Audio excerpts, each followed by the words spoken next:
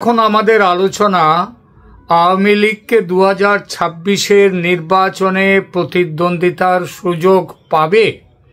পরিস্থিতিটা ঠিক কোন জায়গায় দাঁড়িয়ে আছে, সুযোগ পেলে কি হতে পারে এবং সুযোগ না পেলে কি হতে পারে, এই বিষয়টি নিয়ে এখন আমাদের আলোচনা।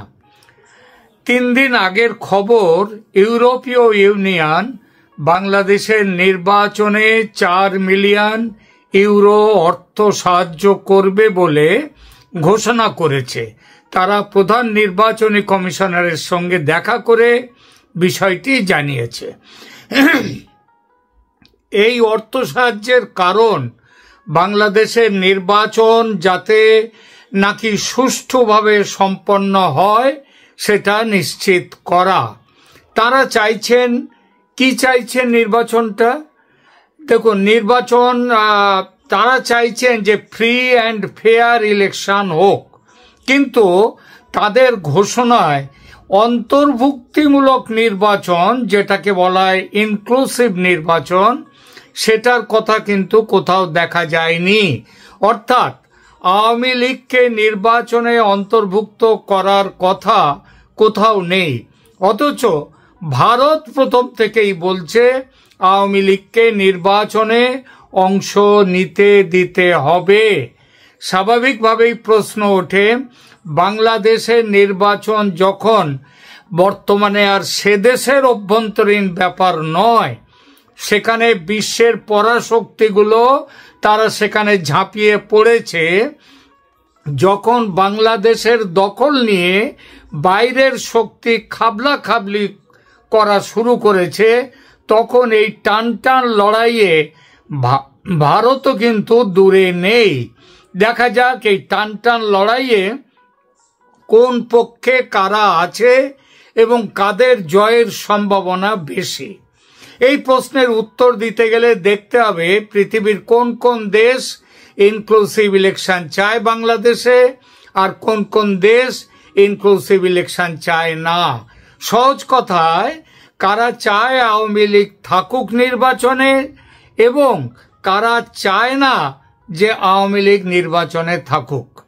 প্রথমেই আসি ইউরোপিয়ান ইউনিয়ন, যাদের কথা দিয়ে শুরু করেছিলাম আজকের এই প্রতিবেদন, তাদের কথায় আসি। ইউরোপীয় ইউনিয়ন ও আন্তর্জাতিক সম্প্রদায়ের নির্বাচনী অবস্থান যেটা আছে সেটা নিয়ে দুটো কথা। ইউরোপীয় ইউনিয়ন সম্প্রতি বলেছি যে বাংলাদেশের নির্বাচনের জন্য 4 মিলিয়ন ইউরো, যা টাকার অঙ্কে প্রায় 57 কোটি টাকা, সেটা সহায়তা প্রদানের ঘোষণা দিয়েছে।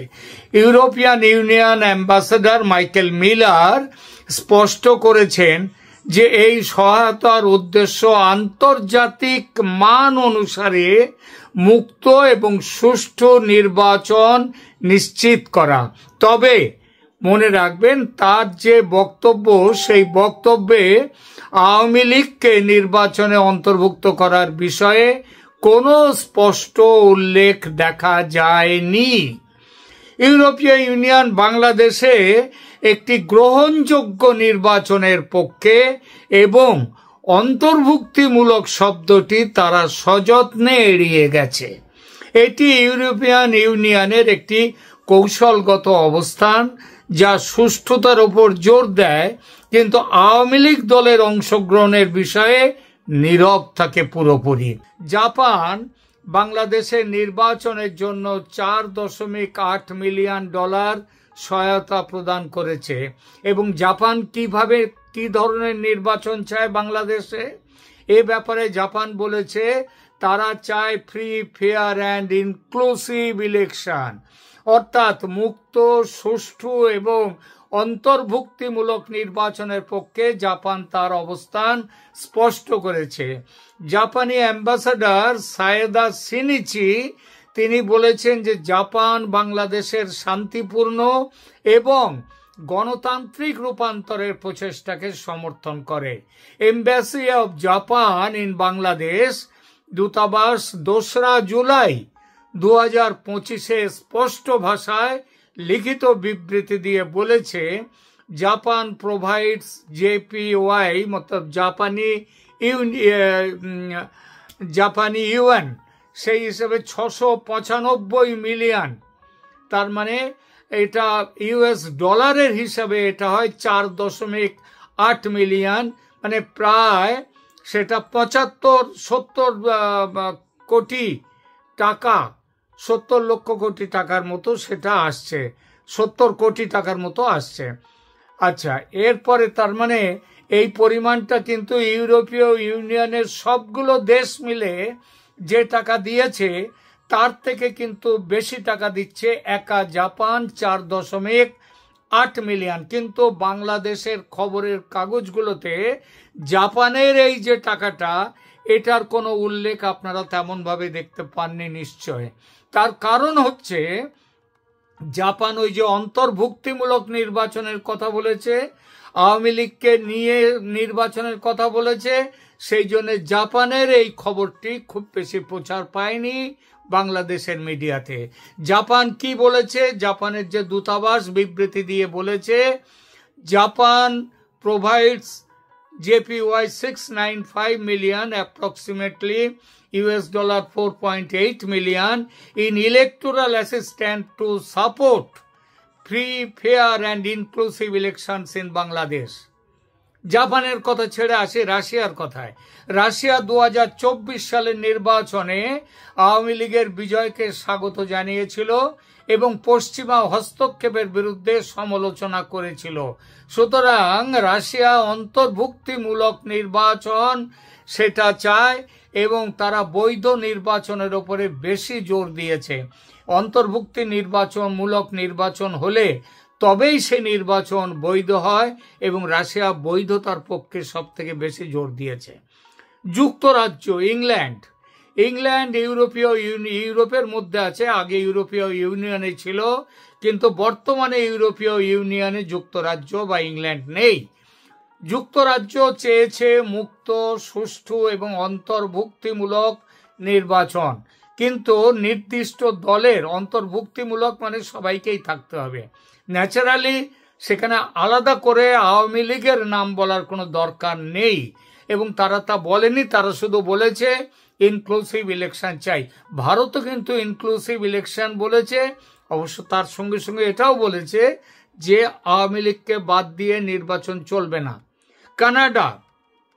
কানাডা গণতান্ত্রিক আকাঙ্ক্ষার সমর্থন করে, কিন্তু তারা অন্তর্ভুক্তির নির্দিষ্ট বিষয়টি নিয়ে তাদের মতামতটা অস্পষ্ট।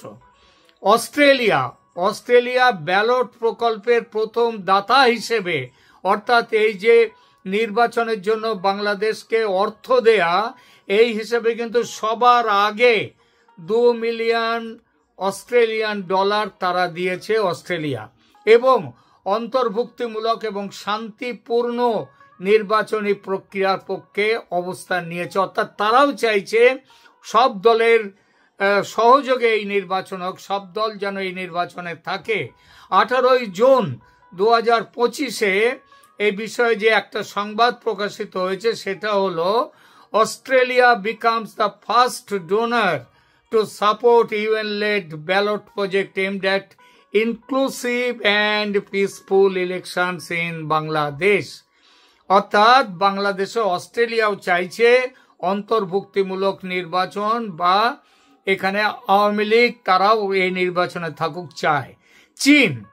চীন বিএনপি, জামাত এবং অন্যান্য রাজনৈতিক দলের সাথে নিয়মিত বৈঠক করে নির্বাচনী বিষয়ে আলোচনা করেছে এবং করছে বলে জানা যায়। চীনা উপরাষ্ট্রমন্ত্রী সান ওয়াইডং, তিনি উপপররাষ্ট্রমন্ত্রী, তিনি মুক্ত এবং সুষ্ঠু নির্বাচনের আশা প্রকাশ করেছেন। অর্থাৎ চীন আওয়ামী লীগকে নির্বাচনে অংশ নিতে দেওয়ার ব্যাপারে কিন্তু নীরবতা পালন করছে।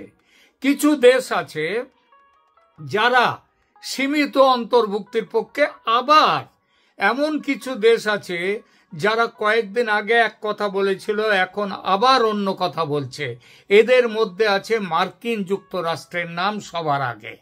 মার্কিন যুক্তরাষ্ট্র আগে বলতো সমস্ত দলকে নিয়ে নির্বাচন করতে হবে, কিন্তু তারা এখন মানে অন্তর্ভুক্তিমূলক বা ইনক্লুসিভ নির্বাচনের পক্ষে ছিল, কিন্তু বর্তমানে তারা আবার প্রাথমিকভাবে তারা চাইছে মুক্ত এবং সুষ্ঠু নির্বাচন, অর্থাৎ অন্তর্ভুক্তিমূলক শব্দটি আপাতত তাদের অভিধান থেকে বাদ গেছে।